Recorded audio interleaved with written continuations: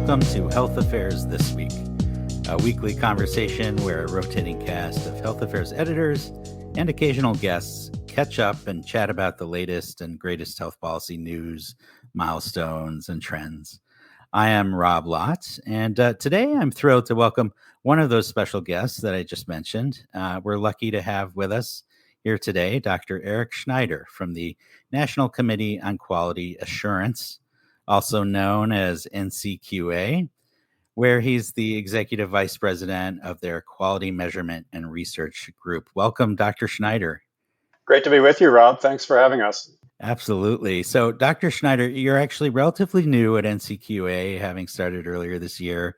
You were previously Senior Vice President for Policy and Research at the Commonwealth Fund, and before that, directed RAND's Boston office, and would love to hear a little more about your journey. But to get started, this podcast is called This Week for a reason. We asked you to join us to discuss something that happened this week, which is that on Monday, NCQA released an update to its Hedis measures with a particular focus on health equity.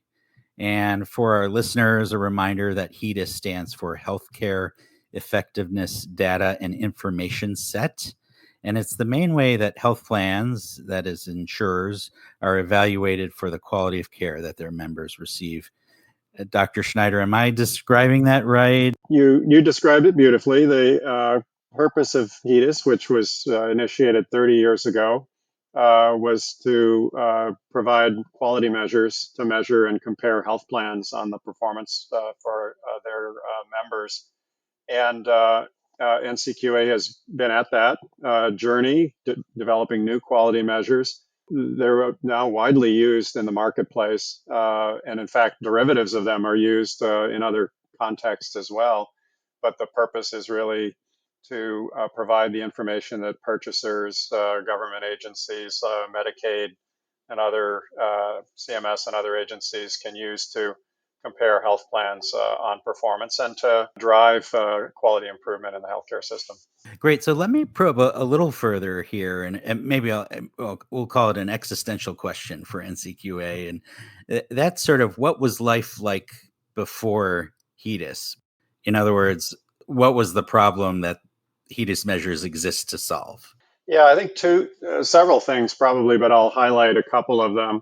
One was that we really did not yet have quality measures in the marketplace in the 1990s. And reflecting on my own journey, I actually spent a year at NCQA in 1996 to 97 and worked on two projects. One was the development of new Hedis measures. There were only 6 or 7 at the time. The other was on the use of digital data information as a platform for doing performance measurement in the future. But there's a publication on that front from the 1990s.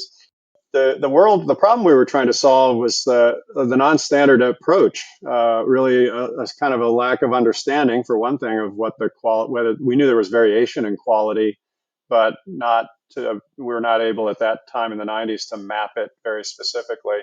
And there was also a concern that health plans, because of the new economic incentives to constrain care, might stint on quality in their efforts to contain costs. And so the measures were both to ensure that there was that adequate floor of quality, but also to enable comparisons between plans. And then a third piece I would feature is about the standardization.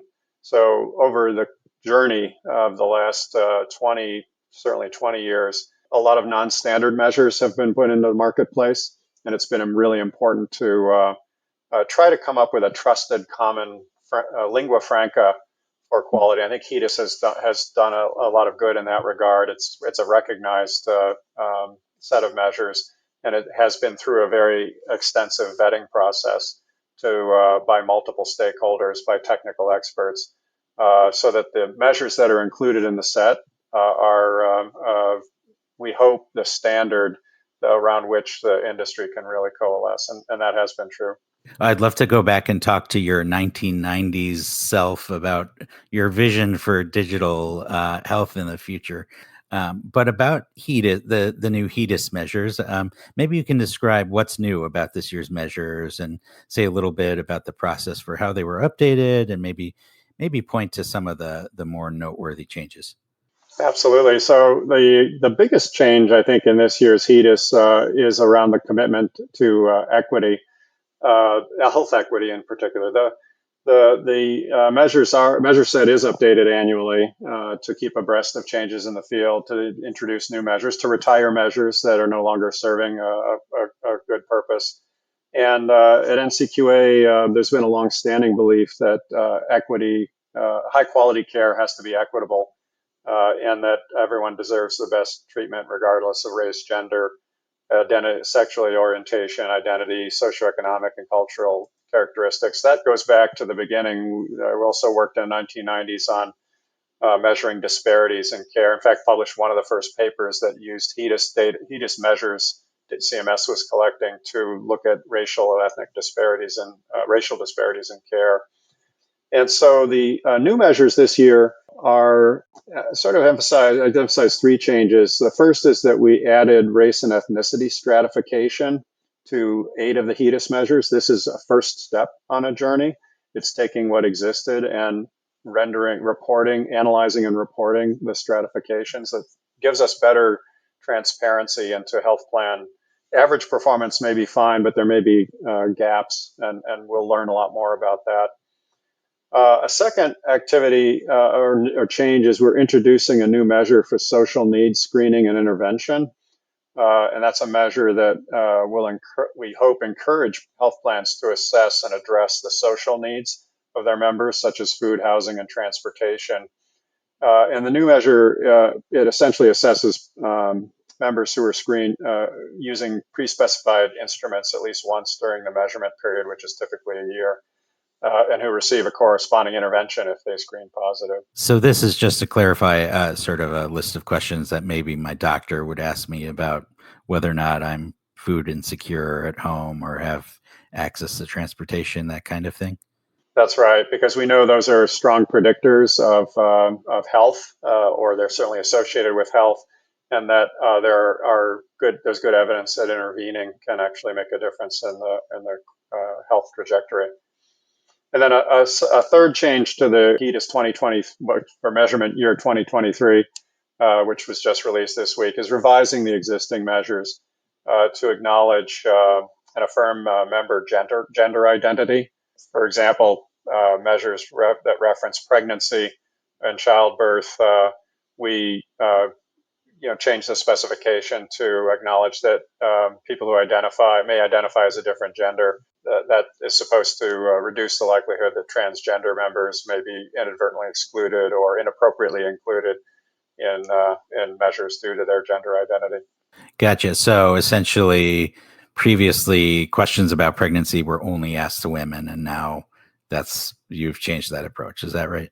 That's correct. Yeah, and vice versa. Everyone who may identify differently is included there. So last September, we published a forefront article by Rachel Harrington and some of your colleagues at NCQA, and they wrote that in 2019, 76% of commercial health plans reported incomplete race data for their members, and 94% reported incomplete ethnicity data. Medicare and Medicaid were a little better, but still not great. And so I'd love to have you say a little more about race stratification. Why hasn't this really been done before? And now that you've included it in the measure, are we good to go? Can systems just kind of flip a switch? Or, as I suspect, there might be a kind of a rocky road ahead. Yeah, there will be a journey here. And this journey also began quite a long time ago around the codification of race, ethnicity information, the collection of the data. One of the things that NCQA has, I think, done successfully over time is created expectations and standards about what the future will be in terms of data needs, data collection, and that has been helpful to the marketplace or to the health plans and the providers. And here the expectation is that we need to improve race, ethnicity data collection. We need to standardize it. The quality of that data needs to be at a greater level to support this. If we don't try to move it into the marketplace, these stratifications, we've actually tested these, and we know that they can be done with some degree of reliability. But if we stop short and say, well, the data don't exist, so we won't try to measure that, we probably would still be back in the 1990s with 6 or 7 measures.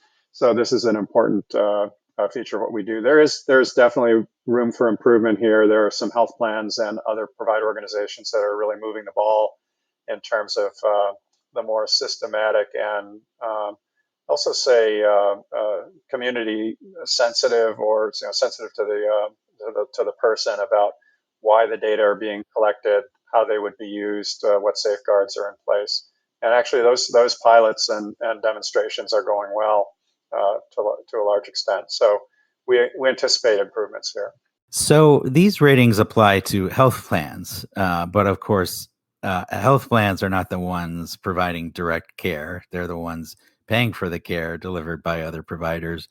Can you say a little more about the mechanism or sort of the theory behind which we hope that this rating process, the race stratification, and really your sort of efforts more broadly in theory should translate to better care for patients in the exam room?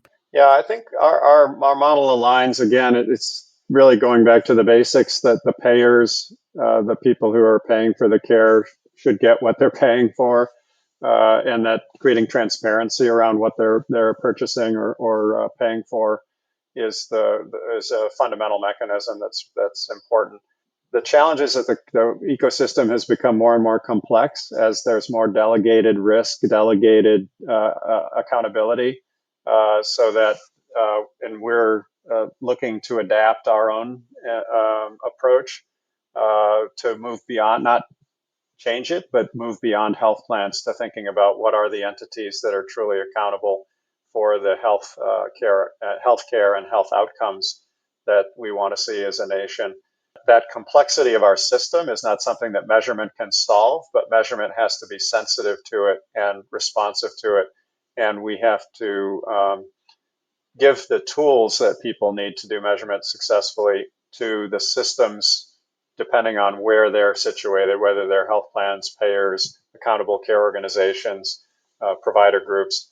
That's a complicated task. In some ways, it's the easier task to just say, oh, they're all health plans. Health plans are accountable for populations, and we'll measure the quality through them. But I think we could do more to assist the other parts of the ecosystem to advance the improvement agenda.